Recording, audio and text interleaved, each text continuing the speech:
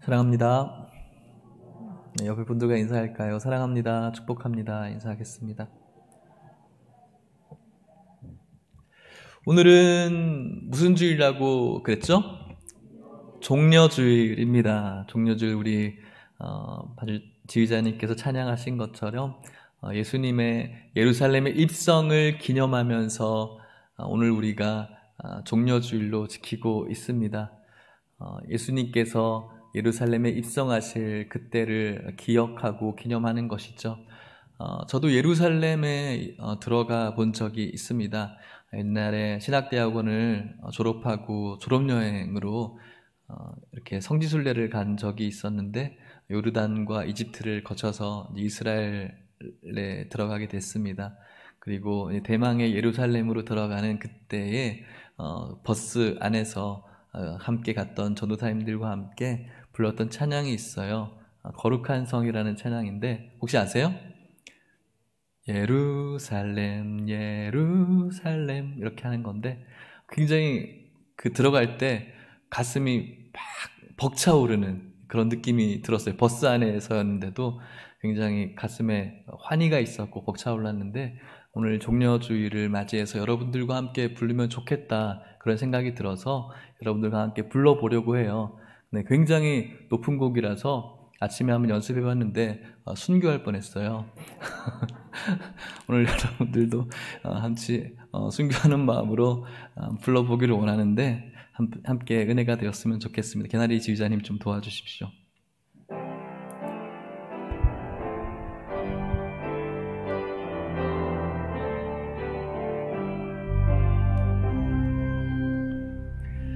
나 어젯밤에 잘 때 한 꿈을 꾸었네. 그 옛날 예루살렘 성에 들어갔더니 허다한 아이들이 그 묘한 소리로 주 찬미하는 소리 참 청아하도다. 천군과 천사들이 화답함과 같이 예루살렘 예루살렘 그 거룩한 성아 호산나 노래하자 호산나 부르자.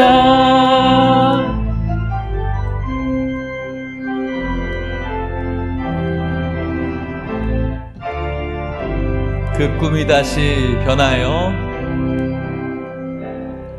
그 꿈이 다시 변하여 그 길은 고요고 호산나 찬미 소리 들리지 않는다. 햇빛은 아주 어둡고 그 광경 참담해.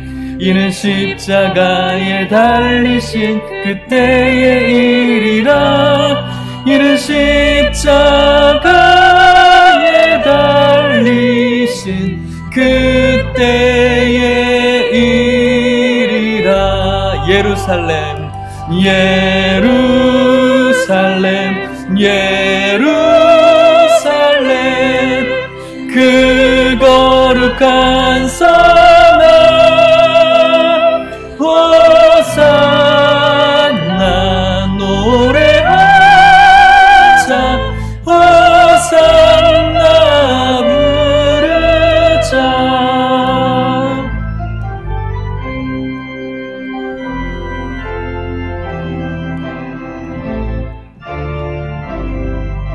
그 꿈이 다시 변하여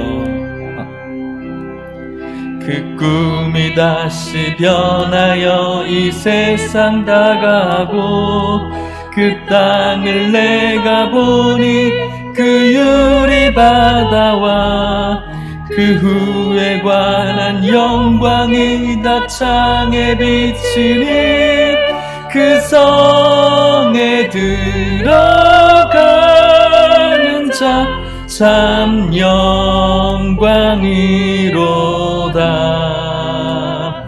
밤이나 것이 없으니 그 영광뿐이라. 그 영광 예루살렘서 영원한 곳이라. 이 영광 예루살렘서 참 빛난 곳일세. 외칩시다. 예루살렘 예루살렘 예루살렘 그 거룩한 성아. 호산나 호산나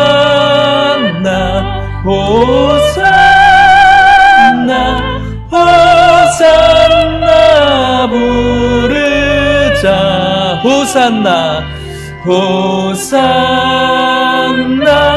노래하자. 호산나 호산나.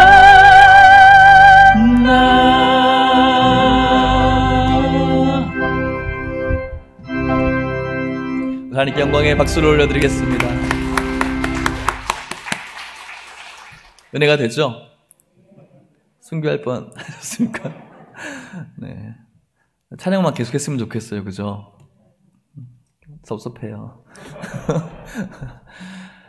종려나무를 흔들었던 예루살렘의 입성의 그 귀하신 장면을 우리들 마음속에 새겨봅니다.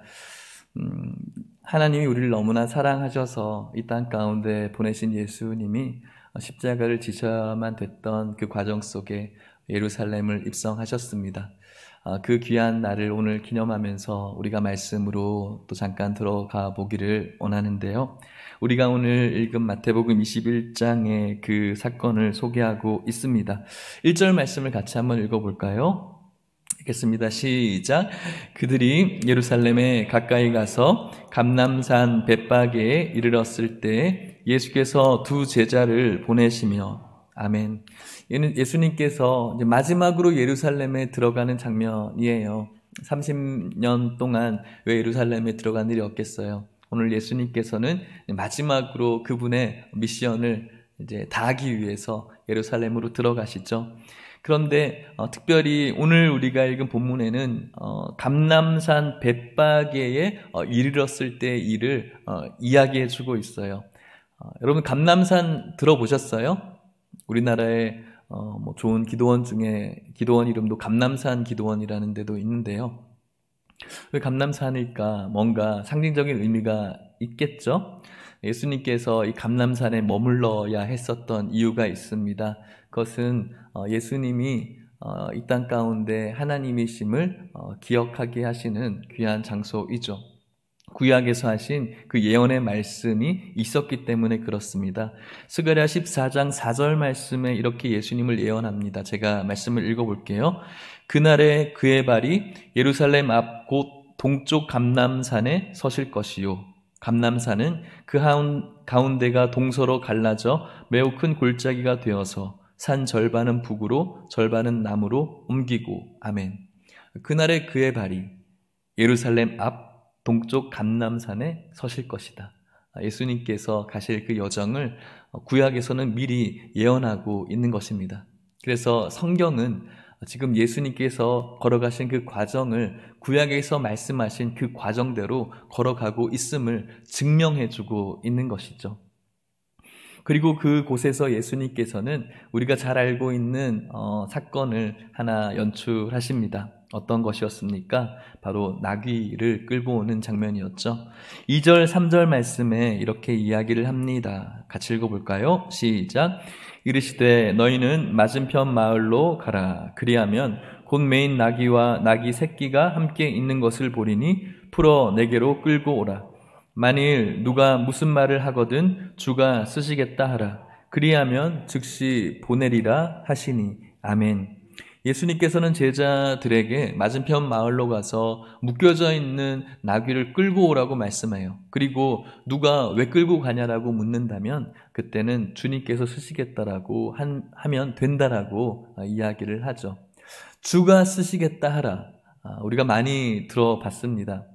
여기서 이야기하는 그 주는 헬라어로 퀴리오스라고 하는 단어인데 하나님, 전능자 이런 뜻을 가지고 있죠. 참 하나님.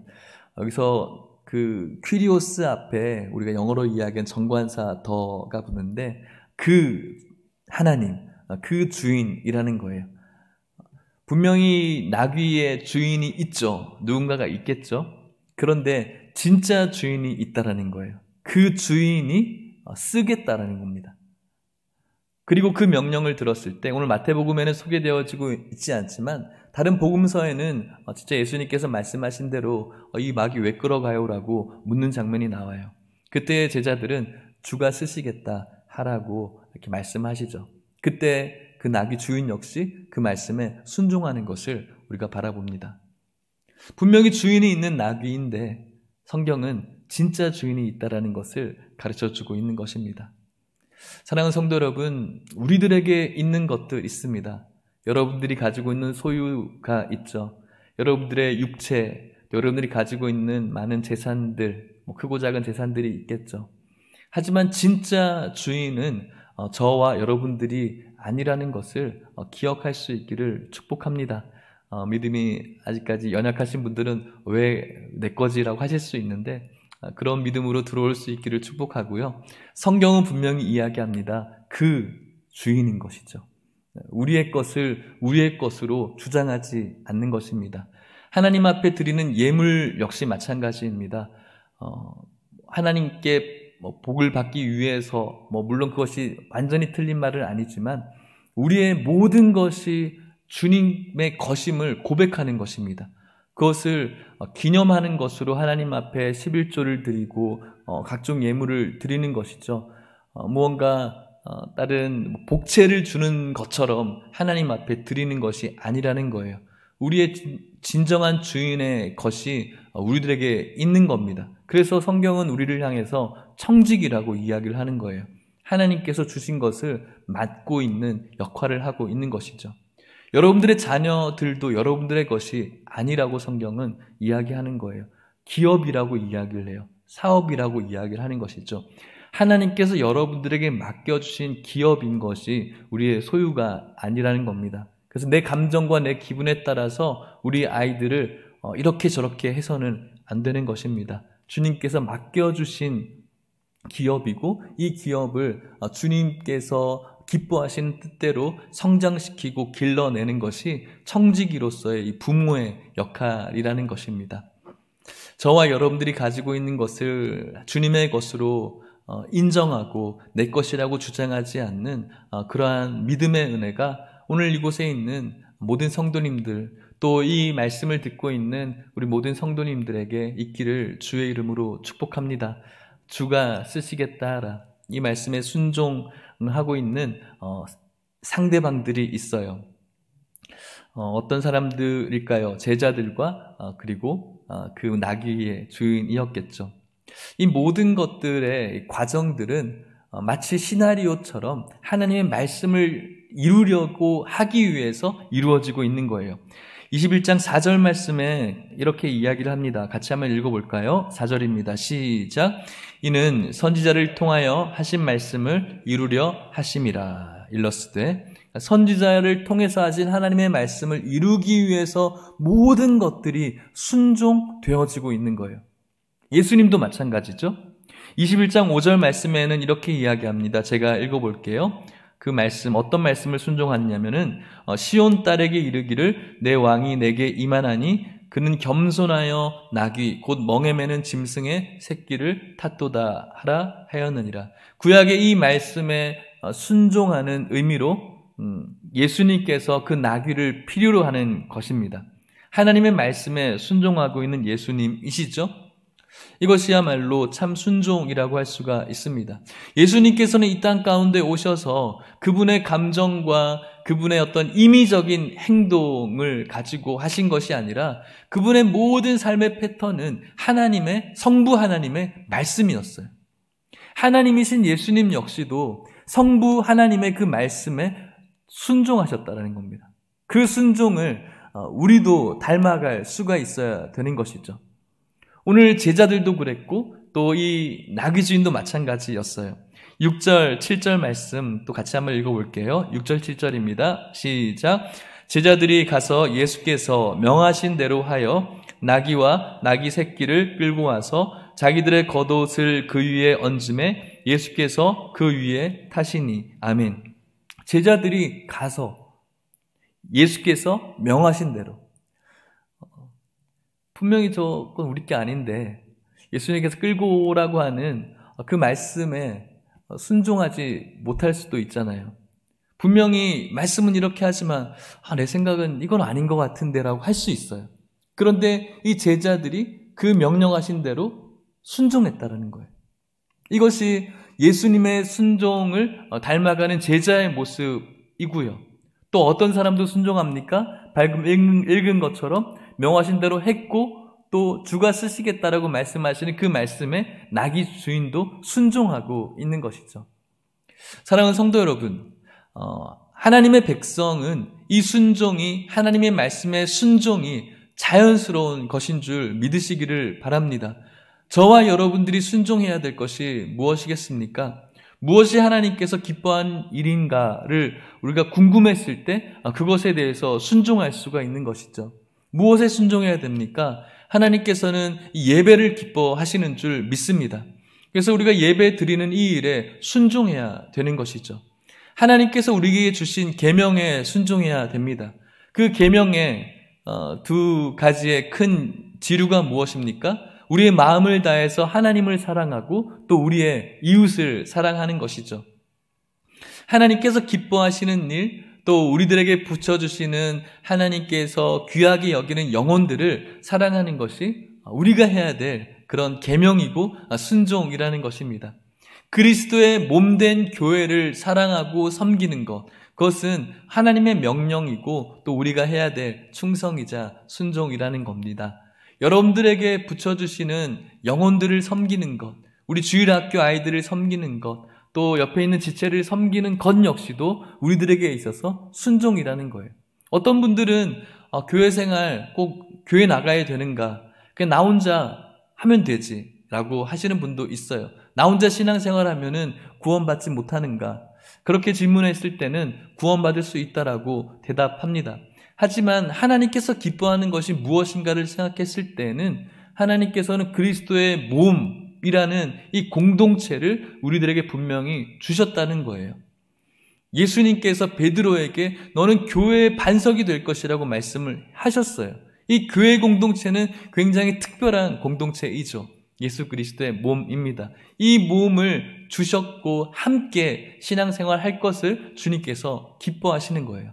그래서 우리는 이 공동체 안에서 서로 사랑을 주기도 하고 상처를 주기도 하고 사랑받기도 하고 상처를 받기도 하면서 함께 이곳에서 눈물을 흘리면서 신앙생활 하는 거예요. 주님께서 기뻐하시기 때문에 순종하는 것이죠. 여러분들에게 어떠한 순종이 필요한 것인가, 하나님의 마음을 여러분들이 생각해 보시면서 진정한 순종, 그리고 자연적인 자연스러운 그런 순종, 주님께 하셨던 이 철저한 순종의 삶이 저와 여러분들에게 있어서 저와 여러분들에게 주님의 은혜가 있을 뿐만 아니라 하나님을 기쁘시게 하시는 우리 모두가 될 수 있기를 축복합니다. 이렇게 예수님께서는 제자들에게 요구하셨고 그 제자는 나귀를 끌고 와서 그들의 겉옷을 그 나귀에 얹어놓고 예수님께서는 그곳에 타셨어요. 그리고 예수님께서는 그 나귀를 타고 예루살렘 성에 들어가시죠. 자, 예루살렘에 들어가시는 예수님의 장면을 상상해 보십시오. 어떤 모습이었을까요? 그냥 예루살렘에 입성하는데 예루살렘에 들어오시면 되잖아요. 다른 사람들이 그렇게 큰 관심을 가지지 않아도 되거든요. 그런데 놀라운 일이 벌어졌죠. 그것이 바로 8절 9절 말씀입니다. 8절 9절 말씀을 같이 읽어보겠습니다. 시작. 무리의 대다수는 그들의 겉옷을 길에 펴고 다른 이들은 나뭇가지를 베어 길에 펴고 앞에서 가고 뒤에서 따르는 무리가 소리 높여 이르되 호산나 다윗의 자손이여 찬송하리로다. 주의 이름으로 오시는 이여 가장 높은 곳에서 호산나 하더라. 아멘. 지금 이곳은 예루살렘입니다. 지금 유월절이라는 특별한 절기를 유대인들이 지키기 위해서 굉장히 많은 인파들이 모여들었어요. 그들이 애굽에서 탈출한 엑소더스 했었던 그때가 그 이스라엘 백성들에게 있어서는 가장 강렬한 주님의 하나님의 은혜였거든요. 그 유월절을 기념하기 위해서 흩어져 있었던 각 지역에 각 세계에 흩어져 있었던 그 디아스포라의 유대인들이 이 유월절 절기에 모여드는 거예요. 학자들의 말에 따라서는 많게는 270만 명 정도 되는 사람들이 있고 적게는 120만 명 되어지는 그런 사람들이 이 예루살렘에 모여드는 것입니다. 마치 오늘날 우리가 라마단 기간에 메카 이런 사진을 보면은 발 디딜 틈 없이 사람들이 꽉 모여 있는 것을 사진으로 본 적이 있는데 그런 것처럼 유대인들이 이 절기만 되면 모여드는 거예요. 이 수많은 인파의 대다수가 어떤 일을 했냐면 그들의 겉옷을 길에 펴서 또 어떤 사람들은 나뭇가지를 베어서 길에 펴고 앞에서 가고 뒤에서 따르는 무리들이 이 오시는 나귀를 타고 오시는 예수님을 향해서 찬미하고 찬송을 하는 거예요. 호산나를 외치면서 우리를 구원하실 구원자로 찬송하고 송축하며 모든 사람들이 지금 호산나를 외치고 있는 것입니다. 아마 이들에게 있어서는 예수님이라는 존재가 굉장히 지금 억눌려 있는 로마로부터 억눌려 있는 이 상태에서 그들을 구원해 줄 구원자로서 환호를 지금 하고 있는 모습인 것이죠. 많은 사람들이 한꺼번에 예수님을 외치고 있는 그 장면을 상상해 보십시오. 뿐만 아니라 그들의 겉옷을 예수님 앞에 그 레드카펫처럼 깔아주고 있는 거예요. 이 당시 사람들에게 있어서 겉옷이라는 것은 오늘 우리가 입는 뭔가 멋있어 보이고 예뻐 보이는 패션의 의미가 아니에요. 그들에게 있어서 이 당시의 겉옷은 1세기죠. AD 30년 현경되는 이때의 겉옷은 생존의 의미였어요. 낮에는 그 뜨거운 태양에서부터 그들을 보호해 줄 옷이었고요. 또 저녁과 밤에는 또 추위로부터 자신들을 보호해 줄 생존의 의미의 겉옷이었거든요. 그래서 예수님께로 나아가는 그 바디메오의 그 사건에서 그 맹인 바디메오가 자신의 겉옷을 벗어 던지고 예수님께 나아갔다는 장면은 자신의 생명을 벗어 던지고 예수님께 나아갔다는 의미인 것과 마찬가지로 지금 이들이 자신의 겉옷을 벗어서 예수님을 환영하고 있는 것은 그만큼 이 예수라는 존재가 그들에게 있어서 행복을 가져다 주는 그런 존재로 인정하고 있는 것이죠. 뿐만 아니라 그들이 들었던 이 종려나무 가지, 그래서 우리가 종려주일로 지키고 있는 겁니다. 이 가지는 승리와 기쁨을 상징하는 장면이에요. 아마도 그들은 이 장면에 있어서 굉장히 진한 향수가 있어요. 지금 이들의 삶은 세상 현실적으로 행복한 삶이 아니에요. 로마로부터 이렇게 짓눌려 있는 상태, 그들이 가지고 있는 것이 로마에게 빼앗겨져 있는 상태입니다. 굉장히 이렇게 힘든 시기 100여 년 전에 이들을 구원해 줄 것 같았던 한 인물이 있었어요. 마카비라는 장군이 있었는데 각종 전투에서 승리를 하고 예루살렘에 입성을 합니다. 그 마카비는 화려한 백마를 타고 입성했어요. 그때 동일하게 이스라엘 유대인들이 종려나무 가지를 흔들고 이 마카비 장군을 환영을 했었죠. 그리고 나서 100년이 지나 똑같은 일이 지금 벌어지고 있는 거예요. 이 예수라는 존재가 오병이어 칠병의 역사를 통해서 먹을 것을 제공하고 귀신을 제압하고 자연도 다스리는 이런 존재라는 것이 그들에게 있어서는 이 로마라는 압제로부터 그들을 이렇게 구원해 줄 사람으로 여겨지게 된 것이죠. 그래서 그들은 이런 그들의 모습을 구원해 달라라고 이렇게 환영하고 있는 것입니다. 그리고 이렇게 환영했던 그들의 종려나무를 가지를 흔들었던 그 손은 이때에는 분명히 행복한 호산나를 외쳤지만 불과 일주일 후에는 그들이 들었던 종려나무 가지를 놓아버리고 그들의 손은 이제 예수님의 뺨을 치는 손이 되었고 예수님의 손과 발에 못자국을 놓는 그런 손으로 변화되어지게 된 겁니다.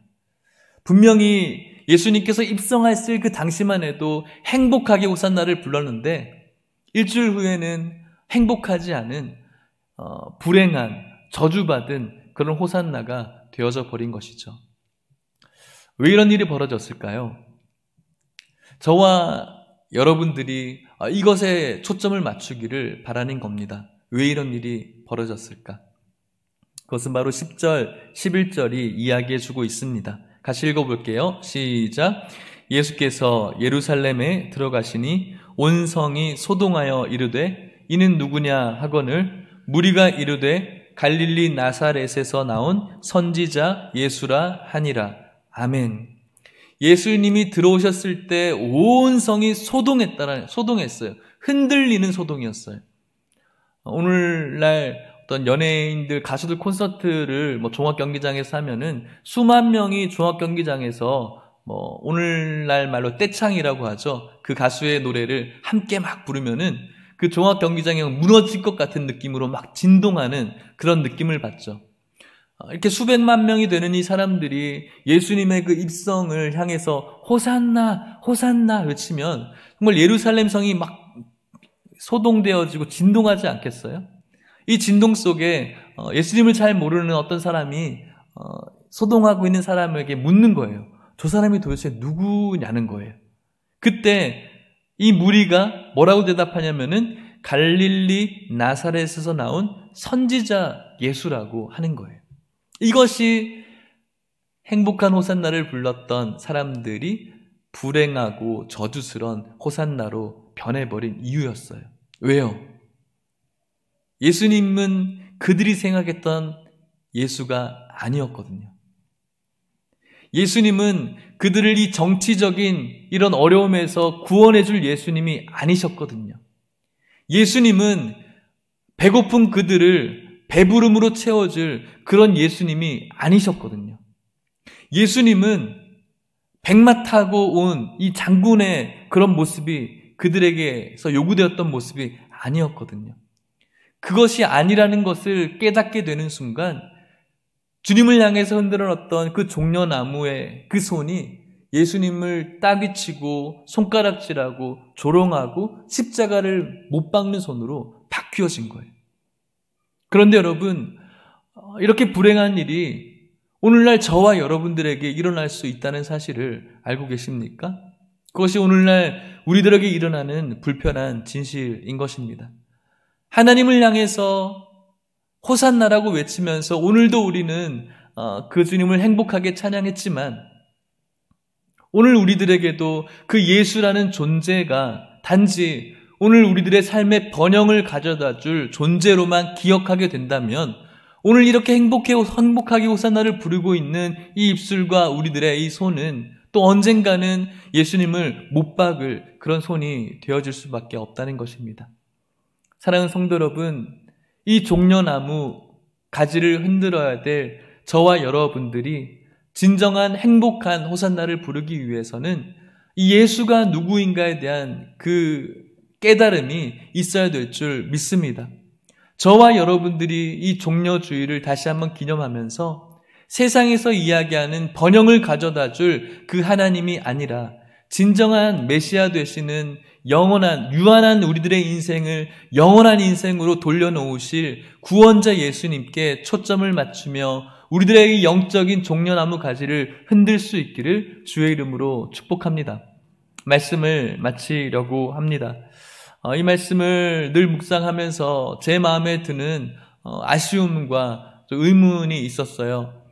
그것은 무엇이냐면은 왜 하필 나귀여야 했는가 였어요.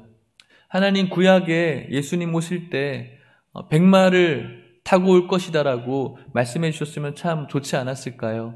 그래서 이 유대인들이 좀 보기에도 좀 멋있게 들어오셨으면 얼마나 좋았을까요? 그런 질문들, 내 안에 질문들이 있었어요. 예수님께서 말구유에 나지 않으시고 좀 멋있게 오시지 왜 그렇게 오셨을까요? 왜 나귀였을까요? 라는 그런 질문을 해본 적이 있어요. 왜 나귀였을까? 나귀는 무엇을 상징할까요? 나귀는 평화를 상징해요. 그리고 겸손을 상징해요. 예수님께서는 백마를 타고 오지 않으시고 나귀를 타고 오신 이유는 내가 어떤 존재라는 것을 가르쳐주기 위해서 타고 오신 거예요. 백마 탈 줄 몰라서 그런 것이 아니라 내가 누구라는 것을 가르쳐주고 싶어 하신 것이죠. 그래서 모든 성경의 사건 속에서 예수님은 누구이신가를 계속 가르쳐주고 있는 거예요. 파도를 잠재우시든 죽은 나사로를 살리시든 귀신을 제압하시든 그 사건에 일어나는 어떤 좋은 일을 가르쳐주기 위한 것이 아니라 이것을 일으킨, 가능케 하신 이분이 누구이신가에 대해서 성경은 계속해서 이야기를 하는 거예요. 나귀도 마찬가지예요. 왜 하필 나귀였을까? 그 나귀는 평화를 상징해요. 그래서 우리는 예수님을 평화의 왕이라고 이야기하는 거예요. 왜 평화라고 이야기할까요? 왜 평화가 우리들에게 중요할까요? 우리는 화목하지 못하거든요.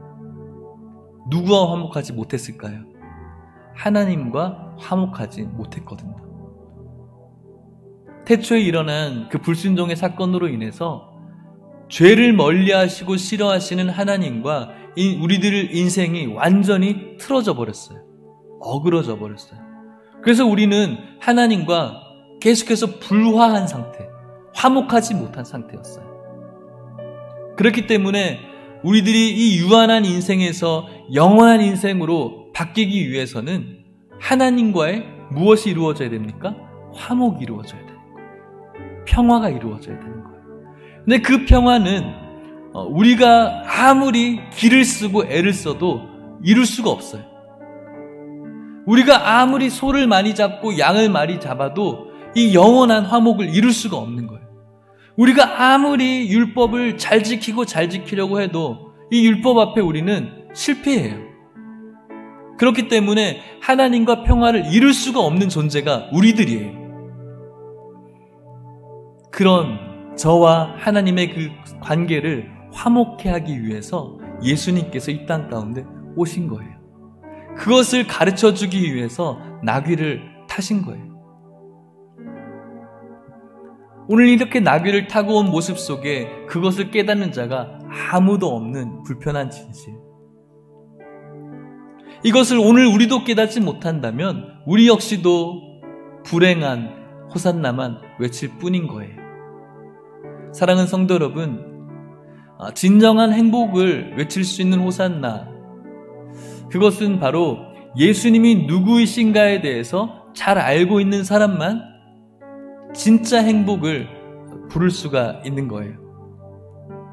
바로 하나님과 나와의 관계를 화목해 해주시는 평화의 왕으로 오신 그 예수님을 깨달을 수 있어야 돼요.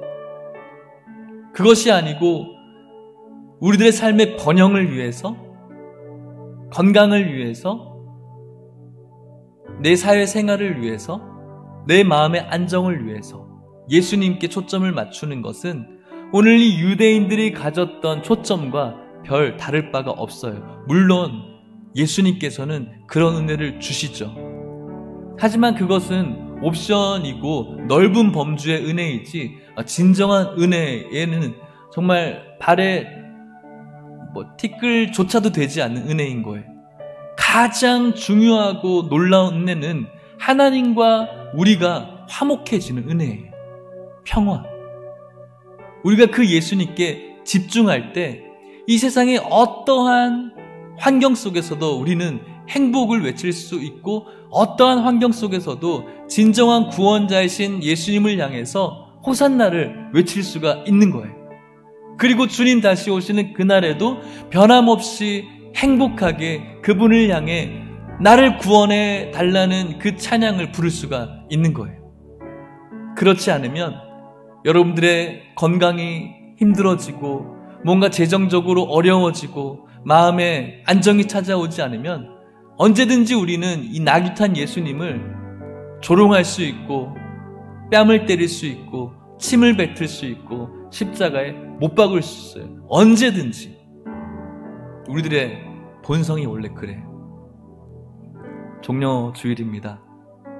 오늘 여러분들이 들고 있는 영적인 종려나무 가지를 오늘도 행복하게 들을 수 있는 이유는 바로 평화의 왕으로 오신 예수 그리스도를 깨달았기 때문인 줄 믿으시길 바랍니다.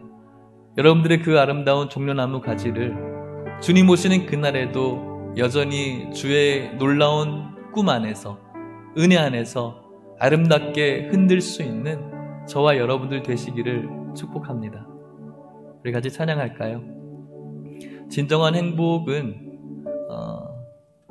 우리들의 어떠한 삶에서도 평화의 왕으로 오시는 구원자 예수 그리스도를 놓치지 않을 때, 그때 진정한 행복이 주어집니다. 오늘 그 찬양 함께 하면서 행복하게 호산나를 부르면 좋겠습니다.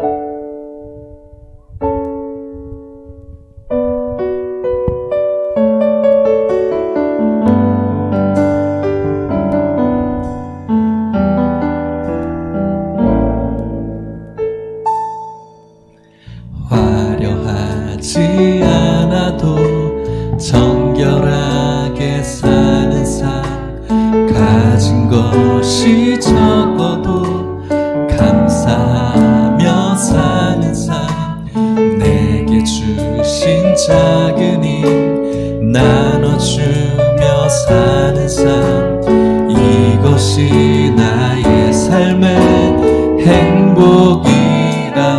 눈물 날 일 많지만 기도할 수 있는 것, 억울한 일 많으나 주를 위해 참는 것, 비록 짧은 작은 삶 주 뜻대로 사는 것, 이것이 나의 삶의 행복이. 우리 행복한 호산나를 외칩시다. 이것이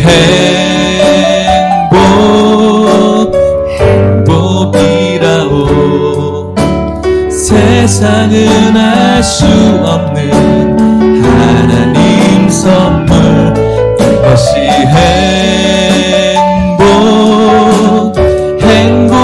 행복이라오. 하나님의 자녀로 살아가는 것, 이것이 행복이. 그리스도께 초점을 맞추며 화려하지 않아도 정결한, 가진 것이 적어도 감사하며 사는 삶, 내게 주신 작은 힘 나눠주며 사는 삶, 이것이 나의 삶의 행복이라. 눈물 날 일 많지만 기도할 수 있는 것, 억울한 일 많으나 주를 위해 참는 것, 비록 짧은 작은 삶 주 뜻대로 사는 것, 이것이 나의 삶의 평화의 왕으로 오신 그분을 기억할 때 행복할 수 있습니다. 이것이 행복이라오. 세상은 알 수 없는 하나님, 이것이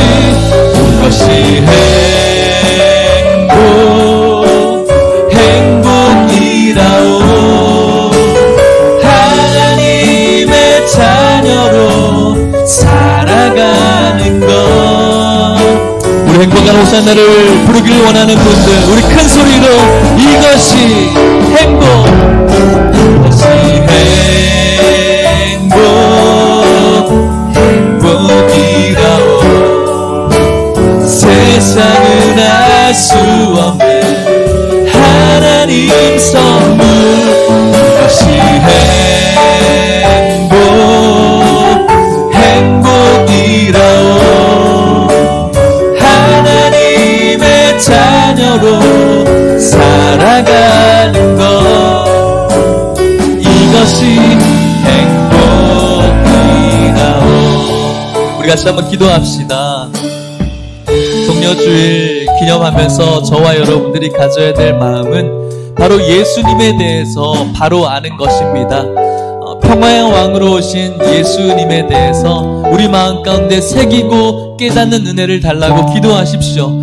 그분을 우리가 만나야 됩니다. 그분을 붙잡을 수 있어야 됩니다. 그분과 가까울 수 있어야 됩니다. 그래야 오늘 우리가 올려드리는 이 호산나가 우리들에게 저주스러운 불행한 호산나가 되지 않고 끝까지 행복한 호산나가 되는 것입니다. 이 평화의 왕, 이 땅 가운데 오신 이 평화의 왕, 겸손의 왕을 끝까지 붙들 수 있는 우리의 삶이 될 수 있게 해달라고, 그래서 진정한 행복한 호산나를 끝까지 부를 수 있게 해달라고 기도하시겠습니다.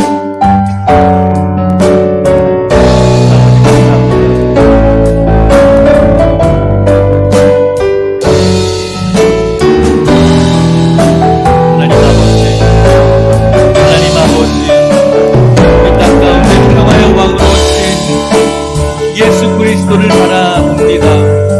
하나님 아버지, 오늘 우리들의 삶의 번영의 신앙이 아니라 진정한 하나님이신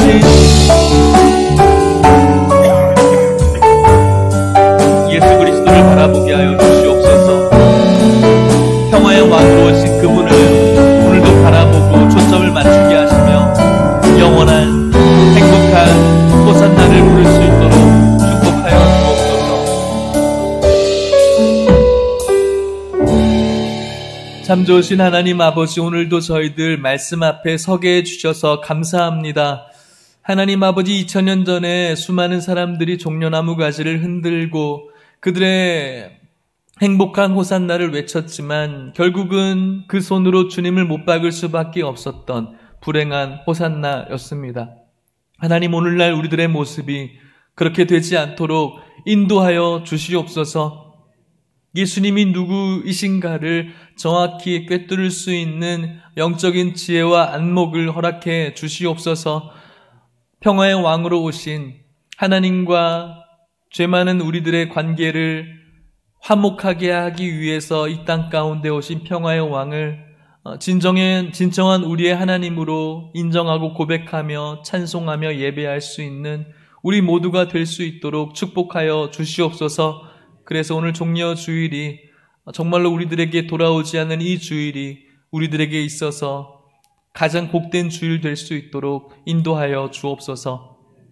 지금은 예수 그리스도의 은혜와 하나님의 사랑과 성령의 교통하심이 오늘 우리가 올려드리고 불러드린 호산나가 주님 오시는 그날까지 우리들에게 있어서 행복할 수 있는 호산나가 되기를 간절히 사모하며 바라는 이곳에 있는 모든 성도님들과 이 말씀과 함께하는 모든 주님의 백성들, 권속들과 주님께서 세우신 주님의 교회, 하남예일 교회와 이 교회에서 자라나는 우리 아이들의 삶 가운데 이제부터 영원토록 함께 있을지어다. 아멘.